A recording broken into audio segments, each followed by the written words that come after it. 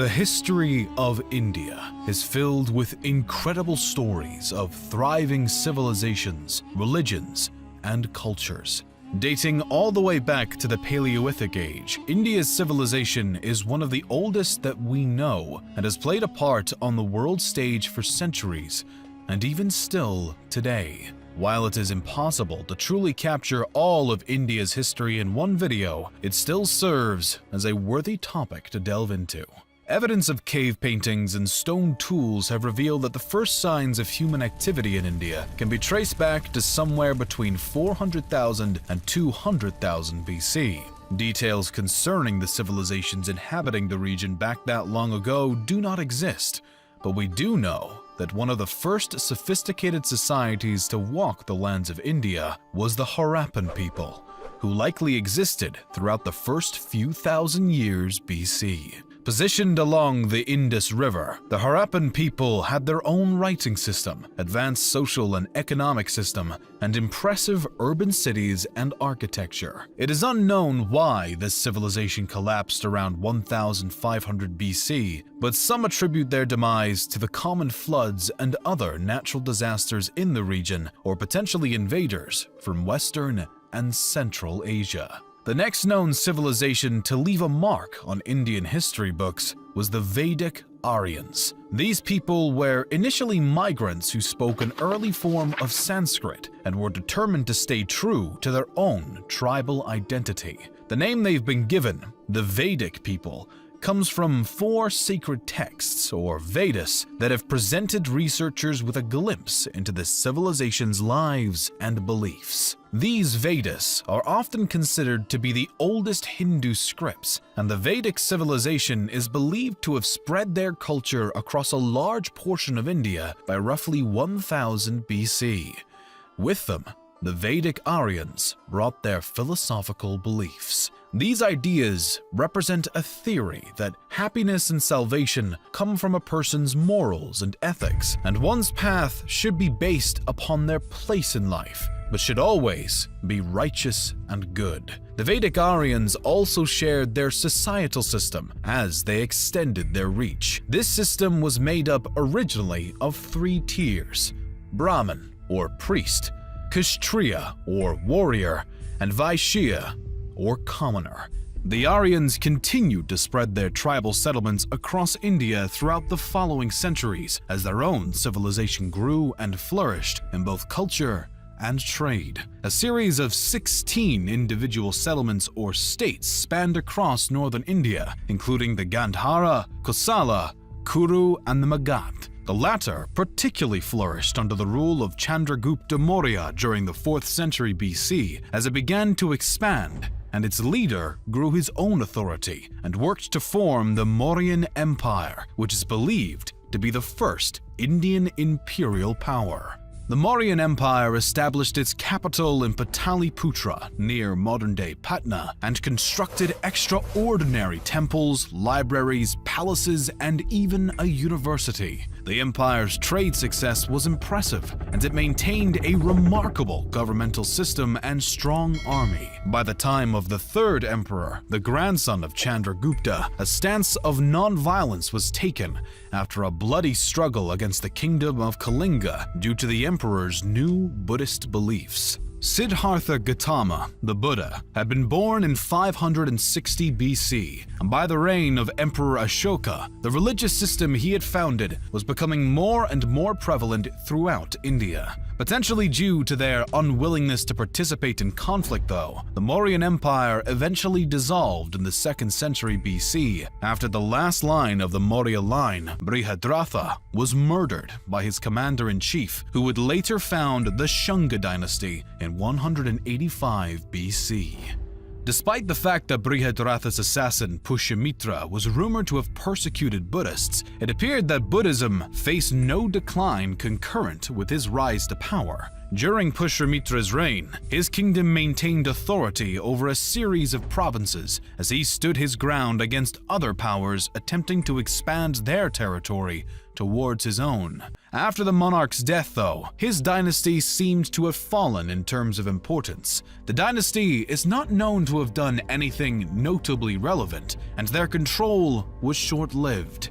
A variety of settlements and invading powers controlled India at this time, one being the Kushana Kingdom, known for their significant trade involvement with Chinese, Persian, and Roman empires along the Silk Road. One Kushana ruler, Kanishka, in the 1st century AD, also converted to Buddhism and helps to further the religion throughout the region. In 75 AD, the Kushana kingdom marked a new era, the Shaka era.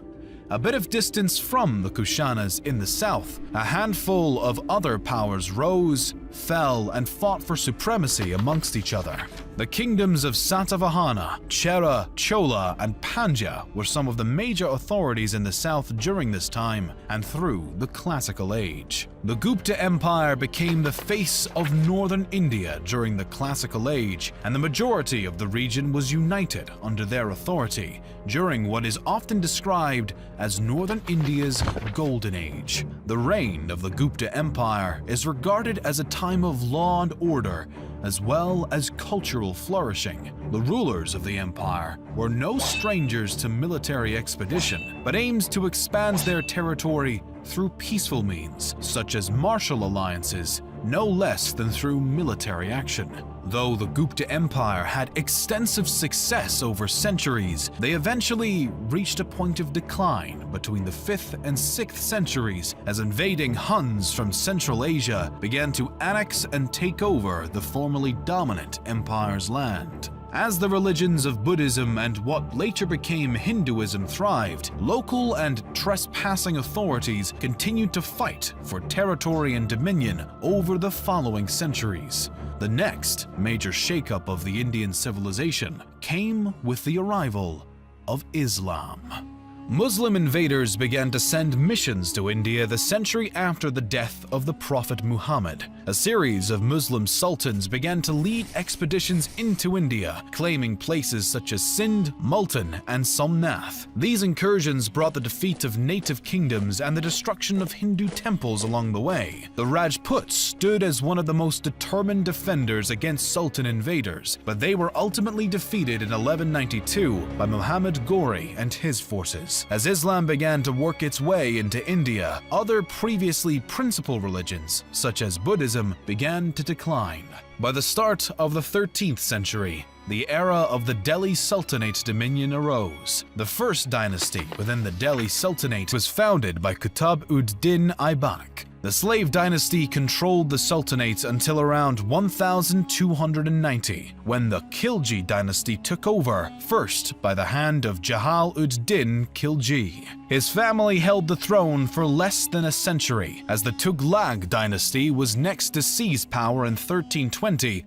The Tughlaq dynasty technically retained power until 1412, but matters were complicated by the incursion led by Timur in 1398 into Delhi. As the Tughlaq dynasty weakened, the Sayyid dynasty replaced them starting in 1414. The Sayyids lasted for roughly 37 years, but the last ruler's reign was stained by rebellion and discord as the dynasty fell from grace. Yet another dynastic authority took the open throne, this time being the Lodi dynasty. The new dynasty lasted until the death of the then current ruler, Ibrahim Khan Lodi, who was killed in battle at Panipat by the army of Kabul's leader Babur in 1526. Ibrahim's death brought about the final end of the Delhi Sultanate as a whole. Now free of competition from the Lodi dynasty, Babur established the Mughal dynasty, which would end up becoming one of the greatest throughout history. The original Turkic-Mongol imperial power ruled a vast majority of India for over 2 centuries and brought about significant cultural growth and architectural achievements, including the Great Taj Mahal. Despite their immense success, the Mughal Empire began its decline around the start of the 18th century, as revolt after revolt began to shake the foundations of the widespread power, alongside threats from the Marathas and the British. The British East India Company had actually already been in the region for some time, but the situation with the British started to escalate not long after the Mughals fell. By 1857, India displayed increasing control by the East India Company, and the locals were having none of it. What began as a simple revolt by Indian soldiers in Meerut quickly blew up into a widespread rebellion and became known as the Indian Mutiny of 1857. This rebellion later would be called the First War of Indian Independence, and even though the British were able to quell the revolt after a matter of months, it inevitably had lasting impacts. In response to the mutiny, on November 1, 1858, Britain's Queen Victoria declared that India would be ruled in the name of the British Crown from that point on. Locals maintained their disapproval and anger at the British supremacy over their land, and nationalist sentiments and movements were far from extinguished. The next major move towards independence came when Mahatma Gandhi and the Indian National Congress decided to withdraw all cooperation with the British government, beginning the non-cooperation movement following the end of World War I. When this strategy did not bring the wanted results, Gandhi adopted a new technique in the form of the civil disobedience movement in December of 1929. Essentially, the movement was made up of the declaration of an Indian Independence Day that would be celebrated on January 16th, and complete disobedience of any orders by the British government. Again, Gandhi's strategy failed, and this time he was even arrested, while many other rebels were murdered.